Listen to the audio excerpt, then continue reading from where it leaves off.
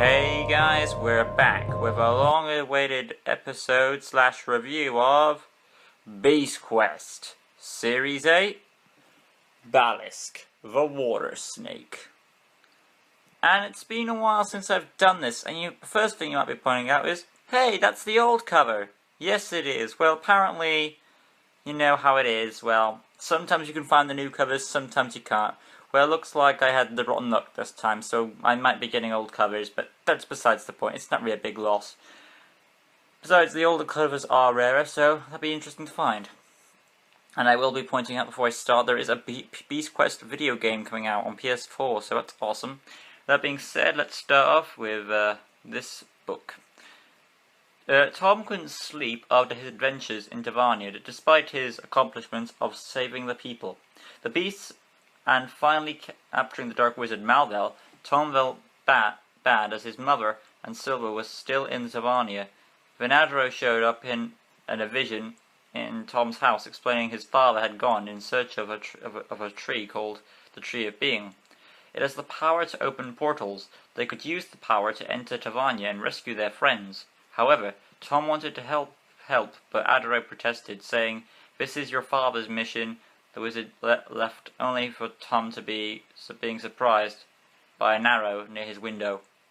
But of course, I think most of us can guess that was Eleanor. Tom and Eleanor take Storm right into the castle and meet with Wizard Adaro, who at first is pissed because he told them to leave it to Taladon, but the knights start panicking as Taladon is wounded on his horse. So Tom breaks his way through the crowd, only to be told from his injured father that there is a new threat in Avantia called Sampaio, a pirate who could control beasts. He handed him a piece of silk with beast skull. Yeah, a piece of silk with beast skull on it. Tom tried to get answers out of Adaro, but he was very reluctant to get Tom involved, which even Tom and Eleanor questioned, but despite Adaro telling them not to get involved, they of course planned to defeat Sampaio, this pirate who controls beasts. If only so. I mean, Tom cares about his father, and he's already lost a couple of companions. I don't think he wants to lose any more. Well, they're not gone permanently, but you know what I mean. Tom and Eleanor secretly went to the stables, got Storm, but the stable boy said they shouldn't go. Tom had no choice but to threaten the boy. The wizard Adaro yelled, saying they were traitors. He took away Tom's jeweled belt and replaced it with a piece mangy fur around his waist, but Tom ignored this and still went on his quest.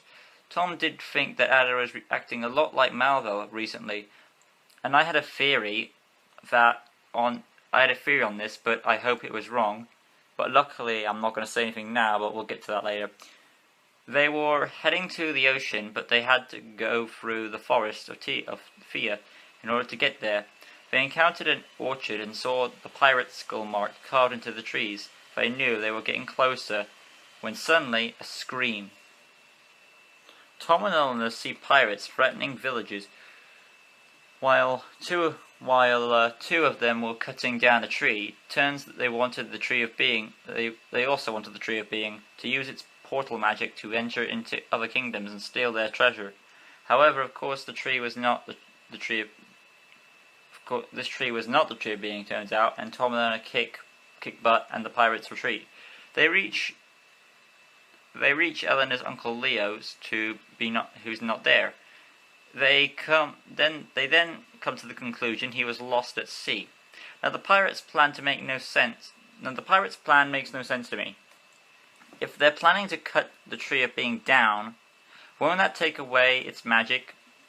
But these are pirates after all, not the smartest beings in the kingdom. Unless this Sampaio is smarter, which I hope is the case.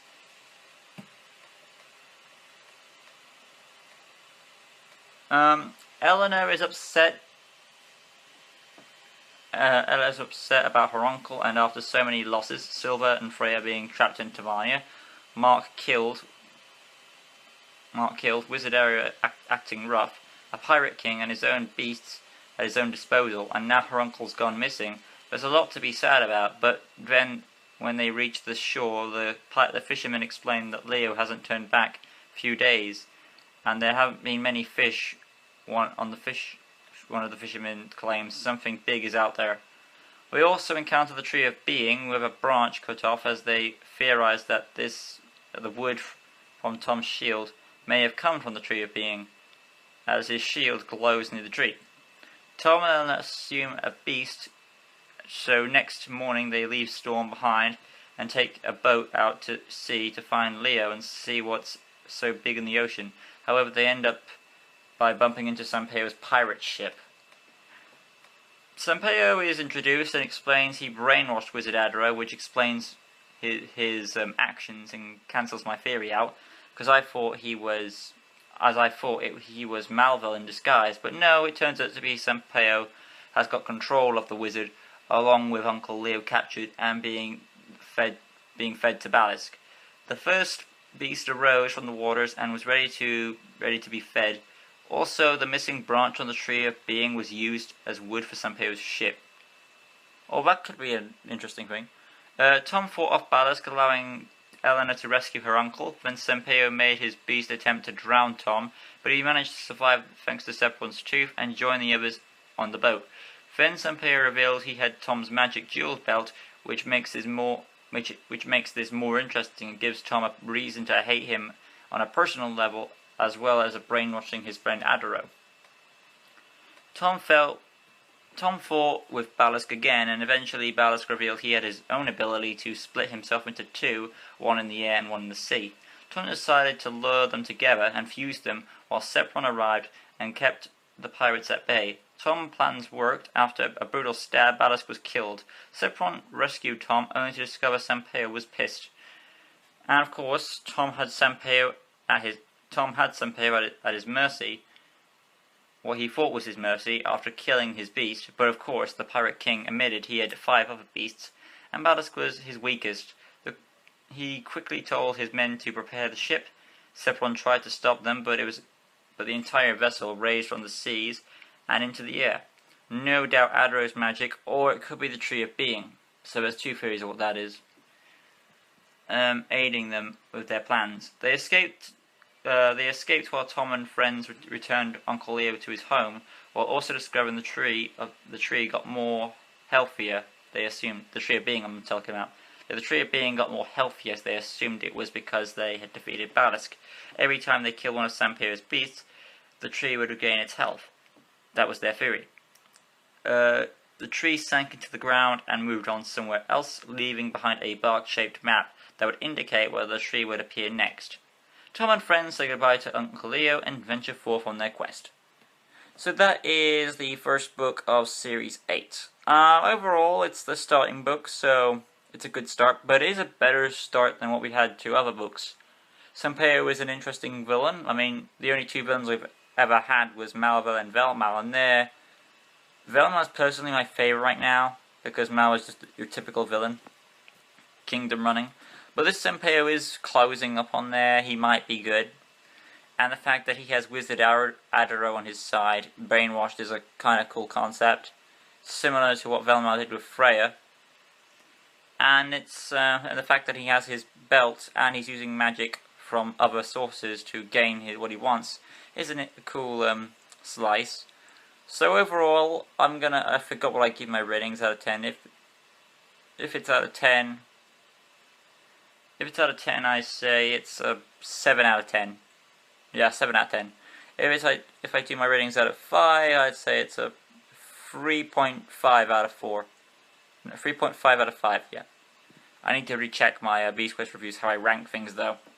With that being said, this has been my Beast Quest review of Ballon, the Water Snake. Next, we'll be doing Koron, so get ready for that. Hey guys, welcome back to Beast Quest, Series 8, Book 2, Koron, Jaws of Death. Let's start this off as we normally do, guys, with the plot, of course, and then I'll go into my overall thoughts as I normally do. So, here we go. Tom and Eleanor are upset. that their enemy Sampaio has brainwashed their friend Wizard Adaro. After a bit of questing from the Forests of Fear to the grassy plains, where speak of the Wizard Adaro does some dark magic vibes like Velmal and Malvel, and contacts Tom via mystical taunting hologram. Yeah, I know holograms aren't magical, but you get the point. Adaro hits Tom's nerve points, talking trash about his mum, and Silver, about his mom and Silver, talking trash about his mom and Silver. Tom snaps and throws one of Ballist's talons, like appendages, at the magic vision, and it boomerangs right on the back, heading at Tom and his friends. Tom and Eleanor dodged the claw, and they figured they could use it as a weapon. Tom felt bad about his actions. He was lucky that was a vision after all, but still it was their friend. Tom made on to the grassy plains and found a blood trail which led them to a wounded horse. After Eleanor calmed the horse down, Tom healed the creature with his healing talon. They then noticed Sampaio's mark on the horse, meaning that he was near here. Tom and Eleanor rode over a hilltop, only to discover they had failed. Tom and Eleanor met Abraham, a villager who looked after horses. After taking them to the corral, all his horses were gone, and it was revealed that Abraham was under the spell of Sampaio. His pirates showed up, along with the Pirate King. Sampaio arrived, and after some taunts from Sampaio, Tom and Sampaio got into a fight, only for Sampaio to mind control Storm just like he did with Adaro and Abraham. But Tom was willing to fight to the death for his friend. Sampaio gets Tom's shield in the fight and uses the dual powers to beat Tom. He then leaves Kaimal in charge, who is his first mate, while he goes and awaits the Tree of Being while riding on Storm. Meanwhile, Tom and Eleanor were brought on board the pirate ship as it took off, and they were left dangling from ropes in the air. Tom manages to get the claw out and free himself. Well, that's basically, I don't know, sometimes they call it a claw, but actually I'm going to call it a talon because it's like part of a snake beast. So Tom manages to get the talon out and free himself and Eleanor from the bonds, and they fall into a lake, and the pirates try to stop them by throwing down clumps of bone into a catapult. When Tagus has arrived to help out our heroes, they rode on Tagus until their catapult was refired, and without his shield, Tom had no ways of defending himself. Tagus dodged it, and they lost Kamal and the pirate ship. They headed back to the stables where Abraham held his horses. They got their weapons, and Eleanor shot Kaimal in the shoulder. After seeing the Tree of Being, they were about to attack Sampaio and stop him from chopping down the tree, when he called for Koron and dared if Tom had the courage to face his beast. Tom stayed and fought Sampaio and Koron while riding Tagus. They fought for a bit, and then Tom remembered he had Ballist's talon, which he used to hurt Sampaio. But when he tried to use it again, it turned into dust. Sampaio explained that when you use a token from one of his beasts, they faded to dust. Eventually, Koron blinded Tagus' eyes, knocking Tom, leaving Koron to head for Tom. No, knocking Tom off and leaving it to head for him, so that's what happened right there. Tagus was caught in Koron's path, and Sampaio was planning to mind control Tagus, but just then Eleanor called out some words of encouragement, knowing that Tom could defeat Koron and Sampaio. Now here's my question. Koron is facing Tom, and Eleanor just said some words from a distance. She couldn't have done anything. Her arrow was on Abraham. So why doesn't Sampaio mind control Tagus while Koron is fighting Tom? I don't know why he doesn't, because you could say, oh well, it's Adra who does the mind control. Well, that's not true because one of his first victims of the mind control technique was Wizard Adro. So if Sampaio can do it, why doesn't he do it now? But that's my only plot hole with this book, so. Tom jumped on Koron's back after watching Sampaio do it. Koron tried to buck him off, but it didn't work. Tom lost his sword on the ride and planned to use Koron's own tail as a weapon to end him. Timing it right, he jumped off, allowing the sting to inject to Koron's own neck. The sting was fatal and brought the once mighty Koron crashing to his knees and faded to nothing. Sampaio was pissed and planned to face Tom, but Eleanor had her arrow ready. Sampaio tried to get Abraham to attack her, but his spell had faded. The tree of being returned, and Tom raced for it, only to have just missed it. But they saw clearly the tree was looking much healthier, thanks for the defeat of Koron. Tom also discovered the remaining piece of Koron, one of his fangs. Tom was curious to what the power was. Tom was about to get Sampaio, but he claimed he still had 4 more beasts that he claimed they were stronger than Ballon and Koron. Tom was still willing to fight them, however, but then the pirate ship re-emerged and lowered a rope to pick up the king. They got away and Abraham had awoken. Tom and Eleanor explained everything as Storm and Blizzard were back from Sampaio's spell. Yeah, back free from Sampaio's spell. Abraham was sorry for his actions and gave Blizzard to Eleanor, as she has taken a liking to Eleanor. With a new companion on their quest, they gave Abraham a farewell and rode off, racing after the pirate ship. Oh my god, that was pretty big, but you know, hopefully I got my point across. Overall, I say Koron Jaws of Death is a better book than Ballast, the first one, because that was just setup.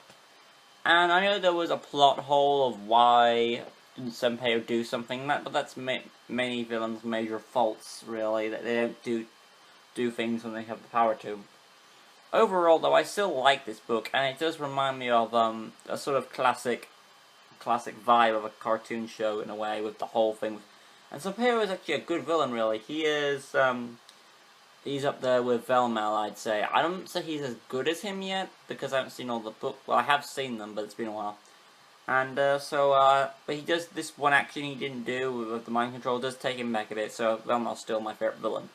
But overall, I'm liking this book more than I did Ballast, because that was a setup. Overall, and I'm glad, of course, they got a new companion with Blizzard, because that's nice that the horses are similar with weather names: Blizzard, Storm, Black and White, you know. Overall, I think this is a very good book, and it continues on the awesomeness of the Beast Quest adventures. And overall, I say that this book is better than Ballast, as I've said before. With that being said, guys, next time I'll be doing Hecton. I think he's called the Body Snatcher. And that being said, like, subscribe, all that good stuff, and see you guys on the next one. Hey guys, welcome back to Beast Quest, Series 8, Book 3, Hecton the Body Snatcher. Just got through it, and I'm gonna say right now it is the best book of Series 8 so far.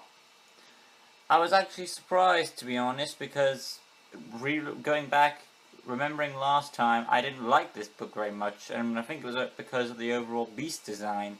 But despite the beast's appearances, it actually does prove to be a much more entertaining book than I thought it would be, even better than Koron.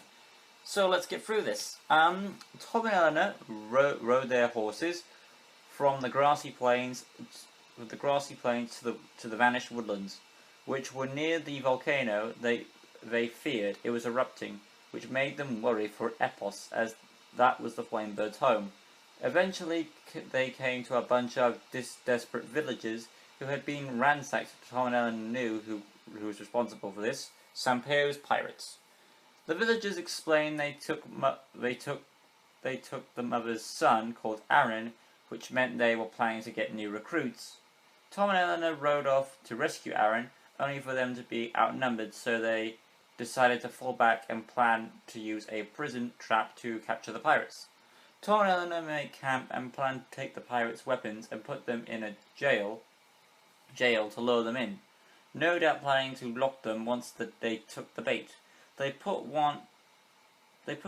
out their fire and headed to the village, going around house to house, like the Grinch on Christmas Eve, like the Grinch on Christmas Eve. And eventually they found the pirates sleeping in the hammocks. And Tom noticed. And Tom noticed that one of them had a pretty-looking cutlass with golden jewels. While Tom wondered where he got the cutlass, he tripped on a bottle which alerted the pirate. Tom and Eleanor hid from the awakening pirate, thinking it to be a dream. He fell back to sleep. Tom and Eleanor woke up Aaron and said they were here to rescue him. Eleanor tricked the pirates into following her, whilst Tom stored the weapons in the cell. Then, when the pirates noticed it was their own weapons, not treasure, Eleanor leaped out of the way, locked the door, and with the pirates all captured, they reunited Aaron with his mother. And that is the end of that little side quest, which is chapters 1 through 4. So there's a little mini quest before they face the beast. Tom and Eleanor made it to the Vanishing Woodlands. They left the forces as to not let them get affected by the volcanic ash. Forces, I mean horses, sorry. They let their horses get away from the volcanic ash. They found the Tree of Being before the pirates. They found the Tree of Being before the pirates did, despite the fact there had been footprints. But then Tom was attacked by a net and his shield was grabbed, being pulled in. Tom had lost his shield. Our heroes had climbed the trees and recently found a hidden canopy village up in the trees. Then there was a green stinking mist that appeared, and Tom and Eleanor saw the next beast emerged, Hecton, which Tom's shield is in his net. Hecton began climbing Tom's tree. He was trapped. The other trees were far too away. Tom feared it was the end. Hecton threw his trident and kept Tom in one place. Despite Eleanor's chances to stop Hecton using her arrows, she managed to get Tom free, but from the trident, pronged to his tunic. But Hecton used his stinking mist to make Tom collapse. In his mind, Tom received a voice. It was Adro. He told him he was fighting Sampeo's spell, and he is still with him, despite the fact that Sampeo has done despite what Sampeo has done to him. With this, he reawoke and headed back to the battle, realizing that Hecton was a body snatcher. Now, one of my wonders is why Hecton didn't attack him while he was out cold, but I'm assuming Eleanor would prevent him from harming Tom if he got near him, so that cancels out my argument with that. Tom had fallen and took Hecton with him. They reached the floor. Hecton had disappeared, because he got injured and he fell off the tree. Tom and Eleanor reunited only to have her infected by one of Hecton's worms. Tom stopped it before it could do any more damage. Tom also got back his shield, but then Sampeo emerged, and with his band of pirates, they were about to chop the Tree of Being down until Tom got loose and fought Sampeo. Tom got loose and fought Sampeo, swinging onto the Tree of Being. Tom and Sampeo fought. Meanwhile, the pirates that were in the prison had broken free, and Eleanor needed help. Tom had lost his sword ever since he'd thrown it to get Sampeo's attention, so he used the Fang of Koron and saved Eleanor. As expected, the Fang disappeared and Tom left his battle with Sampeo. Sampeo called Tom a coward for leaving his fight, but then he did the very same thing when his pirate ship came and flew him away. He also admitted he caused the volcano to erupt to help him find treasure. Yet another opportunity to kill Tom as he was leaving the fight, but for some odd reason Sampeo doesn't decide to do that. Tom and Eleanor faced Hecton again, and this time he was struggling due to his injuries. On the first battle, the worms managed to start to break free from Hecton and were starting to attack him. They start to attack himself. The worms are starting to break free and start to attack Hecton. Tom used his shield and used it as a frisbee to knock Hecton down, but secured Hecton's own net on him, allowing the worms to feed on him. He used his trident to break free, but despite using his cape to put the worms on Tom, it didn't work. Tom dodged the cape, and then as Hecton swung his cape for a third time, the animals had started to break free, probably due to Hecton's weakening state. They attacked Hecton and killed him, allowing all of Hecton's victims to be free. Tom and Eleanor watched from a distance as the animals and a young boy who lived in the canopy trees was free. Tom got Hecton's trident as a token, and they wandered on for their journey.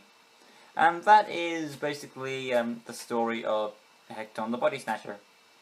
Overall, this is a great book for Series 8. I do like the new ideas of beasts with their ideas and powers. Overall, Hecton's design wasn't one of my favourites, but it made more sense to me the second time round. Something that I want to point out is that I like the fact how Hecton's own victims are a part of him, and that they manage to also confront him and take back their lives by freeing themselves. It's something that I felt like was more welcoming. So that's why I have to rate it the best book in Series 8 so far. That being said though, there are still 3 more books to do, and that opinion still could change. So I hope you've enjoyed this review, and until next time, good gaming, like, subscribe, all that good stuff, and see you guys in the next one. With our next book being Torno, the Hurricane Dragon. Hey guys, welcome back to Beast Quest. Series 8, Book 4, Torno the Hurricane Dragon. And as you can tell, we've got back with an old cover this time. So that's cool. And here we go with the plot. But before I go on with that, actually, I want to say, is this my favourite book of Series 8? I'm going to say it is, to be honest, because what I expect from the series, or a book normally on this series, is raise the stakes. What can they improve on? What can they make sound better to me? And to be honest, this book does a lot of things better than it did with Hecton. So that's impressive, and we'll go over those things right now. Let's start from the beginning. Tom and Eleanor had received Hecton's trident as the beast token. They were hoping they were heading the right way to find the Tree of Being. They encountered Adaro, and despite Tom seeing Adaro fight Sanpeyo's magic last book, this time he was back under the spell, and all he did was spout empty threats. They figured this was all a part of Sanpeyo's plan, as his ship couldn't get past the mountains where the tree was going to be. But if he feared he couldn't get his ship there, why not send Adaro to kill it? Why not send Adaro to kill him, and then send your men on there through foot to get the tree? That's what I was questioning about. But then again, I get myself an answer later on as we go. Tom and Eleanor made their way to Colton, an area in the mountains. After some horse scare incidents, they noticed some bear jaw traps, no doubt sent by some previous pirates, which could be around this area. Fearing to take camp, as there could be a scout party seeking them, Tom came up with another plan, involving a piece of parchment and Eleanor's hunting knife. Tom appears to be very clever this series. This is the second time he has come up with a creative trap to outsmart the pirates. The first being the incident involving the prison with Hecton. Tom's plan was to lure the pirates into a cave which was actually Arctur's lair. The plan was to use the same trick as last time, trick the pirates into finding treasure, only this time we get some beast action. Tom made a fake map, and they carved an X on Arctur's lair. They pretended to be asleep, and Tom's and Tom had his sword ready in case the situation got out of hand. Of course it worked, and the pirates entered the cave.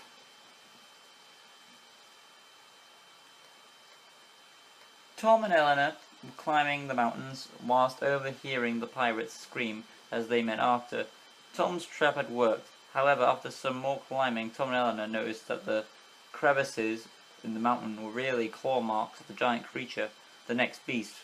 After some scaling, they saw the next beast, the hurricane dragon, who was standing on the Tree of Being, which is pretty a surprising twist, really. Tom grew more focused into getting the Tree of Being and saving his friends right now. And saving his friends right now. But despite them walking around the dragon, he didn't move. It stayed perched on the tree. Tom jumped off a cliff and using Arctur's feather and hoping to end this in one shot, but the dragon launched his wind breath and tossed him back onto the cliff. Then Sampaio showed up. Tom and Eleanor faced Sampaio. He introduced the beast as Torno the Hurricane Dragon, coming up with a clever plan this time to leave his beast on the tree so Tom couldn't get it. Despite attacks from Tom and Eleanor, they're futile as Torno's wind breath easily bounced them back. Then Tom decided to have Eleanor distract Torno while he used his sword. However, Sampaio warned Torno, and he used his claws to be the first beast to ever damage Tom's shield. Despite trying to scare off Sampaio, they realized they needed help. They summoned Arctur, but it would be hard without the red jewel to communicate with him. Arctur arrived and fought Torno, only for Torno to get pissed off and hurt Arctur's arm. Getting his second wind, Arctur fought back hard, scaring the beast off while Arctur gave chase. Sampaio couldn't land his ship, so instead he planned to unroot it from the very mountain with grappling hooks. Tom wouldn't let this happen and made a leap for the tree.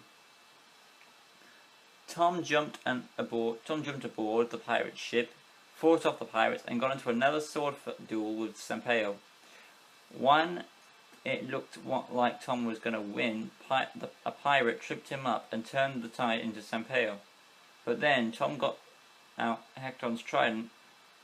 The ship was nudged, and it was Eleanor shooting arrows at the ropes that held the Tree of Being. Sampaio ordered his men to shoot Eleanor. Tom pronged the trident into the ship as he caused the ship to lose control. While noticing the sail and seeing the Tree of Being made him think he's not just after the tree for looting off other kingdoms, but to keep his beasts under control.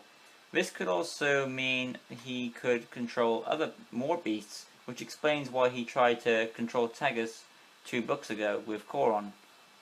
Falling from the ship to the tree, Arctur came back and punched Sampaio's ship, making him toss off into the distance. But Tom knew he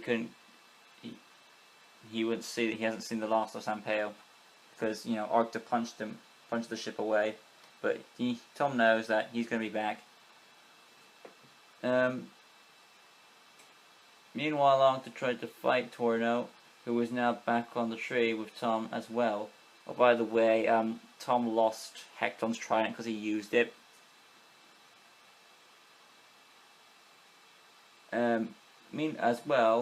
Eleanor tried to help Tom and said no, as the tree already had much weight and any more could destroy it.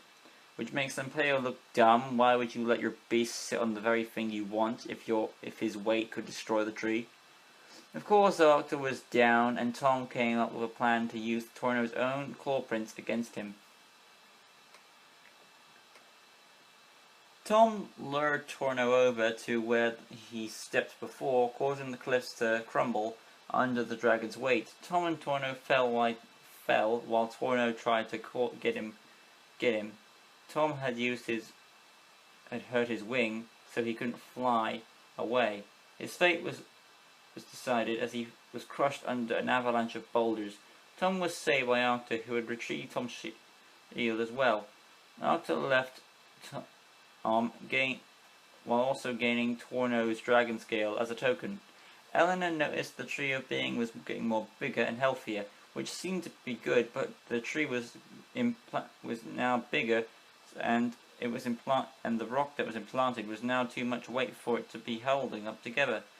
The tree of being collapsed where Torno's body had been, and Tom feared that their quest had failed. But then assured there is always a chance the tree is still out there, and as they are well aware, it disappears from time to time. Tom was uncertain though, as the tree would normally engulf itself and not collapse like that. But Tom hoped it was okay. After all, it could be the only chance of saving his mom and Silver. And that is the end of Torno the Hurricane Dragon. As you can see, there's a lot of interesting things to like about this book. Tom gets to be a smarter character. He does a few more planning out with the plan to trick the pirates into the Arctic cave, and at the end where he tricks Torno into falling off the cliff. And how he uses the trident in a clever way to prong himself in as an anchor. And speaking of Torno himself, he's a very effective beast, being able to stay in a position on the tree instead of going to Tom itself, which is a new thing we haven't seen before. And of course his ability of blowing wind was actually more impressive than I thought it would be. So he is a very effective beast, probably one of the most effective I've seen so far. Sampaio, he's still the same villain.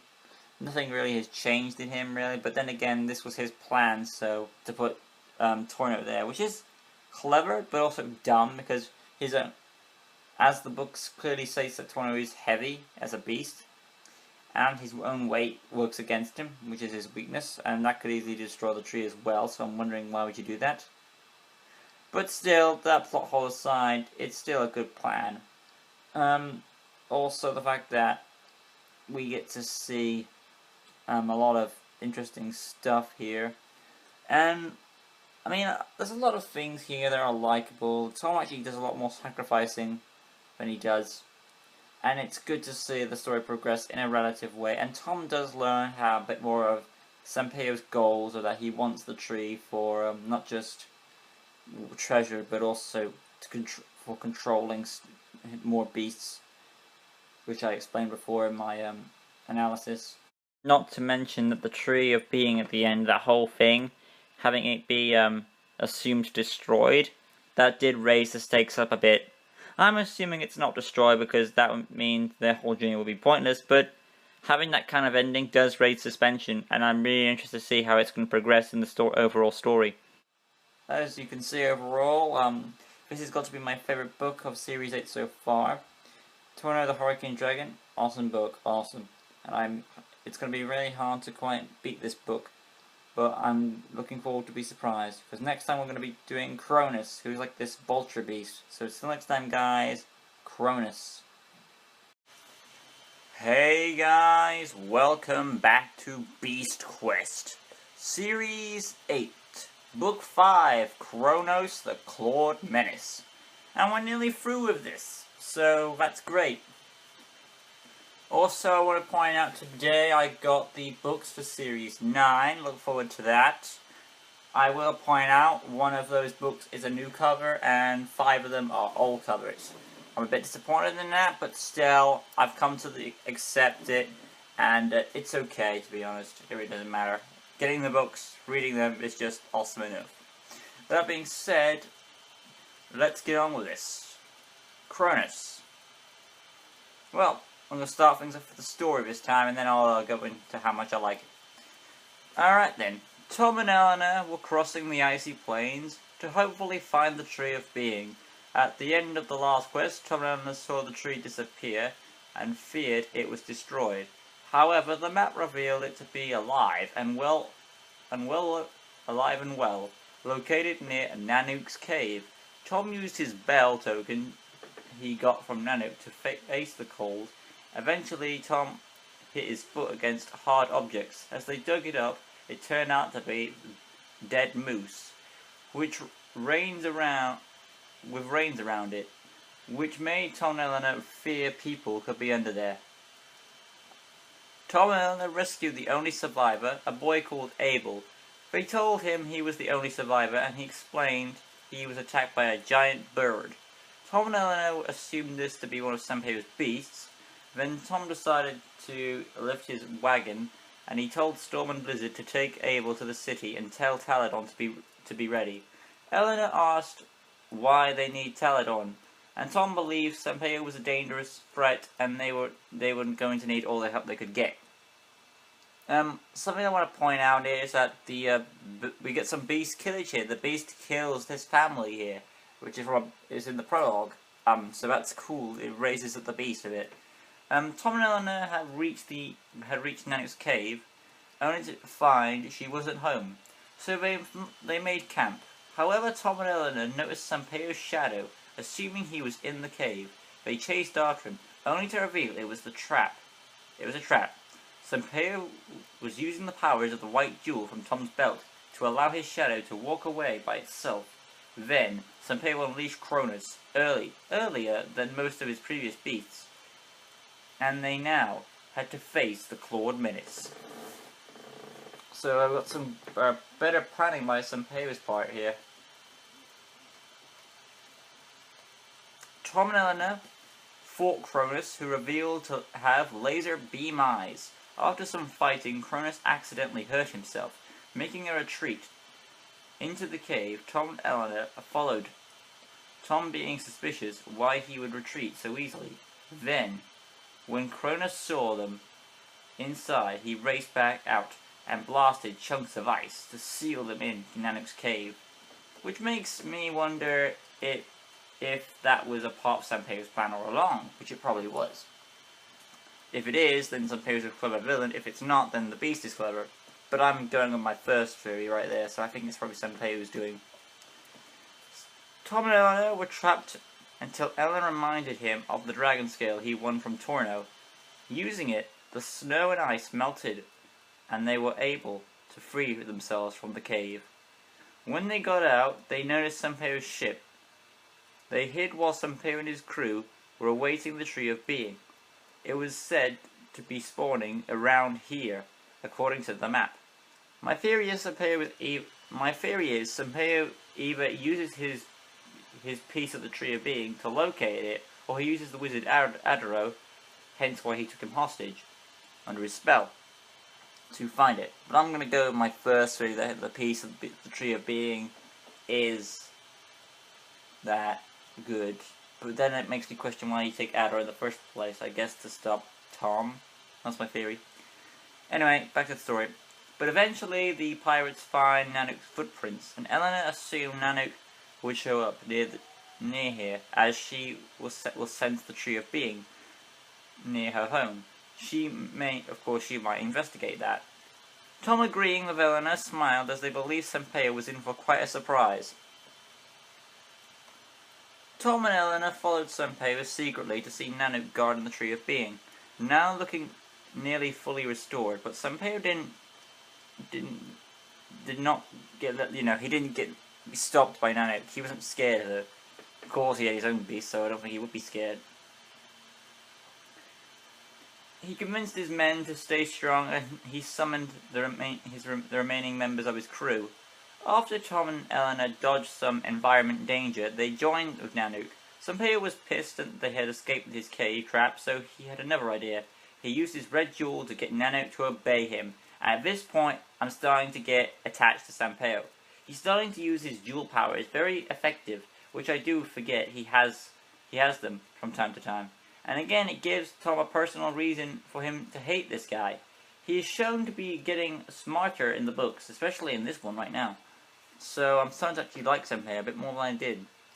Tom and Eleanor helped Nanook to fight off Sanpeo's control, while avoiding the many black fire arrows which were meant to weaken Nanook. Nanook even got back to she got back to herself and protected the Tree of Being. Tom got into another sword fight with Sanpeo, and then Sanpeo bragged he would kill Eleanor by summoning Chronos to finish her off. Chronos arrived and fought Nanook, eventually getting her. I guess Nanook came in to stop him from getting to Eleanor, so that's what she did. eventually getting her in his gripping talons. Taking her for a ride, while Tom and Eleanor were trying to stop Sanpeo from chopping down the Tree of Being. Soon Nanak was free, and she plucked some of Chronos' feathers. Then, when the two large beasts impacted on the ice lake, of course it began to break. This, of course, made the tree sink, preventing Sanpeo from getting his hands on it. A while back, I didn't understand Sanpeo's plan. But if he's trying to chop down the pieces of the tree, then I guess that the tree is still alive, he should be able to use it. It's magic. But if he chops the entire tree down, shouldn't all that magic stop? Let me clarify. Sanpeo has a piece of the tree. He's chopped it down a bit, and its magic is still working. But the only reason it's still working is because the whole tree is standing up, right? In my mind, that's what I'm thinking. So if he chops it down, does the Tree of Being's magic go away, or does it, stay? I'm guessing it stays, but there's no indication that any character knows this, so we have to assume that, really, which is a shame. I would have liked a bit more exposition on the tree. Tom and Eleanor fought Sanpeo, while Nanak faced Chronos. Eventually in the fight, Chronos had received so many bashes he was confused, attacking his own reflection. Meanwhile, Sanpeo was still trying to get the tree, as he was sinking into the icy waters. Tom was tossed by Eleanor, and he slid across the ice at great speeds, using his shield to knock Sanpeo down, and the tree disappeared, preparing his retreat. Sanpeo left them with Chronos. So right there, we have Tom using his creative mind, he's looking more creative as we go, to toss himself and use his shield as a ramming weapon to hit Sanpeo down. That is pretty clever right there. And, of course, it prevents Sanpeo from getting the tree. Chronos was diving in fast, and Tom told Eleanor to retreat. She trusted him, and Tom, now fully aware of Chronos' weak spot, planned to use it against him. Timing it just right, he jumped aside. When Chronos saw his reflection, he was mad, shooting his laser eyes at the ice, and going so fast in that dive he couldn't stop himself. Chronos drowned himself, thanks to Tom's clever thinking. Tom gained Chronos' eye as the next token, and Arrow contacted them, saying he was getting stronger and was fighting off Sanpeo's magic, bit by bit. He gave them some pirate clothes for them to disguise themselves and stow away on Sanpeo's ship. As it turns out, the Tree of Being has already spawned at the city, where Abel had sent the horses. Nanook stealthily outran the pirates and reached the pirate ship before they did. They boarded the pirate ship and said farewell to Nanook. Then Sanpeo's crew hopped on along with the Pirate King. He shouted victory while Tom and Eleanor were preparing to end Sanpeo for the big battle in the next book. Overall, that is Chronos, the Clawed Menace. And overall, I'm going to give my thoughts on this book and say it's the best book in Series 8 so far. But just by a little bit. It's better than Torno by a smidge, because there's a bit more of Sanpeo. It's mainly Sanpeo. Sanpeo's doing more what I'm expecting from him to make him more interesting. His whole pirate angle vibe, that's good, but I wanted something more to make him interesting, and that personal element with Tom, same with Velmal, it's there, because he's got something that and it makes them, because you got Tom, who has this magic shield, against this guy who's stolen the name of him, and using it against him, so it makes it an effective combination there. So I'd say that's, if the last book, Bloodboar, does that well, with the powers of his jewels, I hope we're going to get that. But I can say that this one right now, that's the reason why Book 5 is my favourite out of Series 8. And that will be it for this one. We've just got one more review to do for Series 8, and we can finally wrap up the Pirate King saga. So until that next time, guys, good gaming, good booking, and all the best. Like, subscribe, all that good stuff, and join me on the next one. Yes, join me on the next one, where we face Bloodboar. Hey guys, welcome back to Beast Quest Series 8, Book 6, Bloodboar, the Buried Doom. Okay, it's finally time to wrap up Series 8, which I've read now for the second time. First was back in school, but now I'm out and it's like, God knows how long years older, but we finally got through it the second time, and I can easily say, well, this is the best book of Series 8. And that's kind of a disappointing thing to say, because normally everything ends at the big finale, so you expect the last book to be the best. But as a reader of knowing how this formula works, I really don't want that to be the case, that, oh, the finale is the best book because that's where everything breaks down. And I really don't want that to be the case. But to be honest, that really is it for Series 8. This book is the best because I'll get to that later of why. But first we need to get through the story and wrap up, this, Series 8. So let's go through this. Tom and Eleanor, disguised as pirates, aboard Sampeo's ship, all heading to the city where the Tree of Being would burst out next. After some blending and pirate orders, Tom saw the eye of Chronos giving him a vision, showing Eleanor, in a secret, it was a vision of Taladon being stabbed by Sampeo. Tom refusing to believe this was going to happen, Eleanor spoke up, encouraging they would prevent this. Tom and Eleanor saw the Avantian arrows flying at them, which told them they had arrived at the Avantian city. Now in the story they just call it the city, so I changed this to the Avantian city to make it stand out a bit more.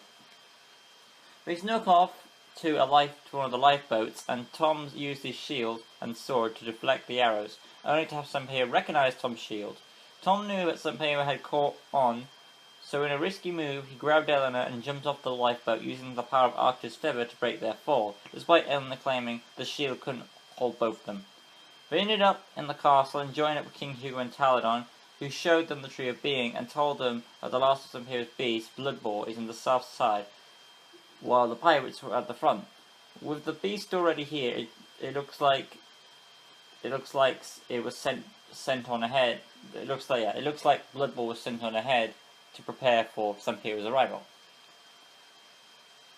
Tom and Eleanor faced Bloodboar and studied the beast carefully. After seeing from a distance, they knew that his charges strong, but his body indicates it's hard for him to turn. So they dodged his charges at the last second and noticed that Bloodboar wore an armoured harness. If they could remove it, Bloodboar would be vulnerable. Taladon told Eleanor to help the soldiers as Bloodboar was focused on Tom, and after trying to ride the beast to pull the armour off the beast, his sword slipped and toppled off, along with Tom, of course. There is a plot hole on page 49. The book says Freya is trapped in Gwildor, when it should be Tavania, as you guys know. So hopefully that's corrected in future. Tom fought Bloodboar while Eleanor was preparing a plan. Tom managed to chop off the tip of Bloodboar's tusk. Eventually Tom figured out Eleanor had 2 spears and rope tied with rope as a tripwire hook. Tom got one and Eleanor had the other, and when Bloodboar charged again, he fell, crashing his tusk deep into the ground and making his armour come off. Before Tom could finish off Bloodboar, there was no need, as without his armour it seemed he hadn't the strength to exist anymore. He turned to dust and Bloodboar was defeated, gaining the last token, an armoured star from Bloodboar's armour. Tom wondered where is Sampeo, of course. Tom, Eleanor and King Hugo's men protected the tree as the army of pirates fought through.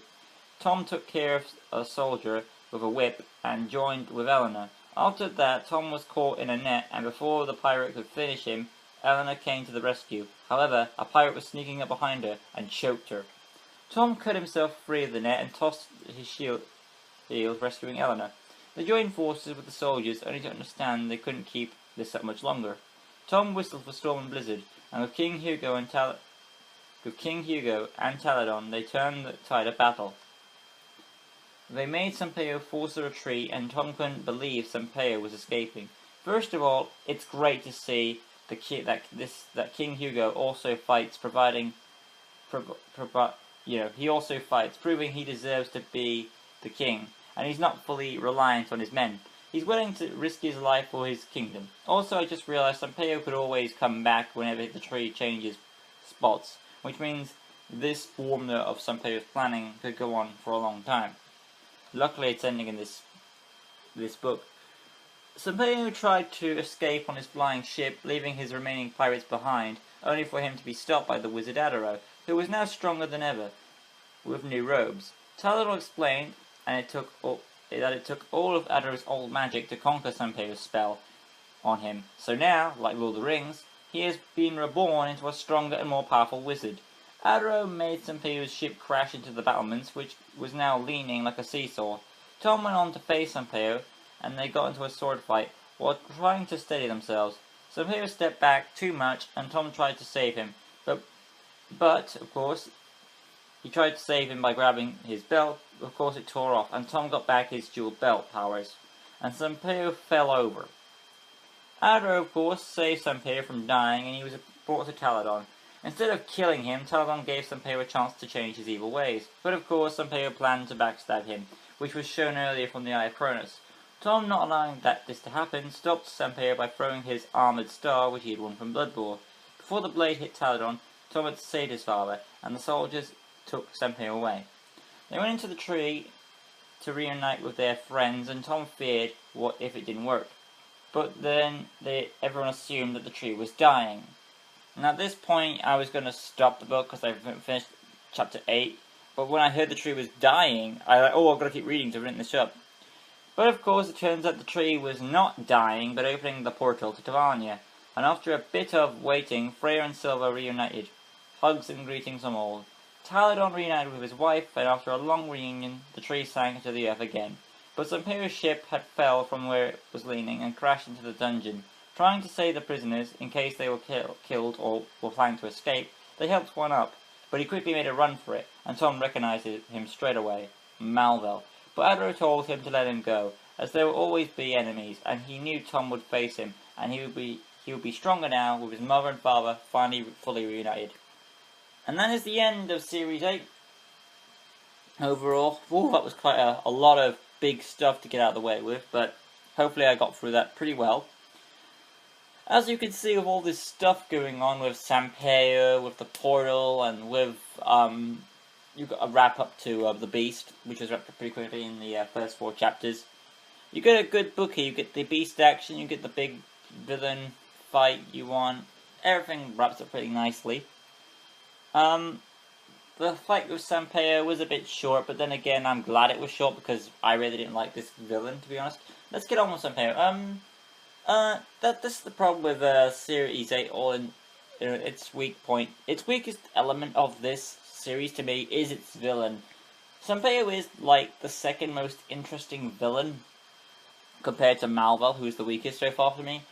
While Velmal is like at the top. But now I said earlier on in a past book that I say he's like equal to Velmal. I don't know. It's something about him. It bugs me up because he does some of the cliche stuff that typical villains do, and I get why. It's just to continue the story and continue the plotting, but eventually for him it gets very repetitive and annoying at times. I wish they created better loopholes for this character, because what they did with him, it really does seem that they could have done more. You got this pirate with this flying ship, and I felt like, personality-wise, they could have done more of the personality. But that's just me. And I'm glad the fight with Sampaio was pretty short, too. I mean, in the final fight, why didn't Sampaio use his dual powers to his advantage? There was a chance there. But no, he didn't, so that's a shame. Overall, I didn't like this guy anyway, so I'm glad he got what's coming to him. Malvel's back, out. I was expecting that at one point. I wasn't expecting so soon, though, but he's back. I don't know, I lose my memory, who the next villain is for Series 9. So I think it might be Malvel. Velma will be cool, because he's my favourite. But I think it's Malvel. I really hope it's not there, but I think it is. Anyway, though, of course, like I've said, Bloodboar, The Very Doom, best book in Series 8, pretty easily, though. And, of course, with that being said, nice little touches, boar is on the Chinese zodiac is, the boar is the Chinese zodiac symbol. And, it's my mother's sign. And also, this book is purple, which is cool, which is my mother's favorite color, so that's a nice little touch there, too. And I like the whole thing with his father and the eye of Chronos and all that little stuff. There was a good time. There were tensions in this book, and the tree dying, of course, like I said. So there were a good few elements in here that backed up to keep you reading and engaged. Overall, this has been my last review of Series 8. We're going on to Series 9, and majority of those, well, 5 out of those are going to be old covers. The only one that isn't is Ursus. But that means Ursus is the next book, so I'm looking forward to finally do Series 9. Because the only 2 series that I have read before are Series 1, Series 6, Series 8. But my memory of those books, primarily Series 6 and 8, were very vague. So getting through them a second time was pretty good. And now I can finally move on with a clean slate and all new books. Mind you, I have read a few minor ones like Spike, Finn, and Bull 4 and other previous books, but that is, like I said, like this series, it was very hard to remember all this stuff. I mean, I was surprised with the tree dying at one chapter, so. Overall, of course, I'm going to wrap this up now. Overall, of course, you know, Bloodboar is the best book, Series 8, like I said. We'll be doing Ursus next, so get ready for that. And it's going to be awesome to see Sampeo, so he's in jail. Well, I think they need to fix the dungeon, but they'll fix it. Anyway, but we'll be back next time with Ursus, as the Beast Quest continues. So, till next time, guys. Like, subscribe, all that good stuff. See you next time with Ursus.